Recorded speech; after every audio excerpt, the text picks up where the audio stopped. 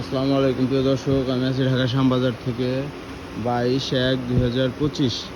আজকে পেঁয়াজের বাজার অনেক খারাপ গিয়েছে। আজকে পেঁয়াজ উপরে বিক্রি হয়েছে 40 টাকা, নিচে বিক্রি হয়েছে 32-33 টাকা। পেঁয়াজের দাম, এই পেঁয়াজগুলো 36 টাকা বিক্রি করলাম। এখনও রয়ে গেছে অনেক পেঁয়াজ। দেখুন, এই যে 36 টাকার পেঁয়াজ, এগুলো হচ্ছে 36 টাকা করে পেঁয়াজ। কারো লাগলে আমার হোয়াটসঅ্যাপ নাম্বারে যোগাযোগ করবেন। এবং এখানে আছে আদা, ভালো ওয়াশ আদা আছে। ওয়াশ আদা নামছে আজকে এক গাড়ি, একটু নামতে লেট হয়েছিল দেখে রয়ে গেছে। 68 টাকা 67 টাকা বিক্রি করতেছি আদা। কারো লাগলে আমার হোয়াটসঅ্যাপে যোগাযোগ করেন, কথা বলার মাধ্যমে 1-8 টাকা কম বেশি হবে।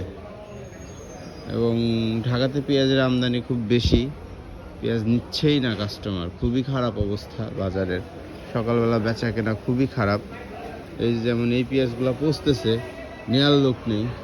32-33-30 যেমনি পারতেছে তেমনি বিক্রি করছে। এই মোটা গাছালা মালগুলা দাগি হয়ে গেছে, কাস্টমার নিতেই চাচ্ছে না।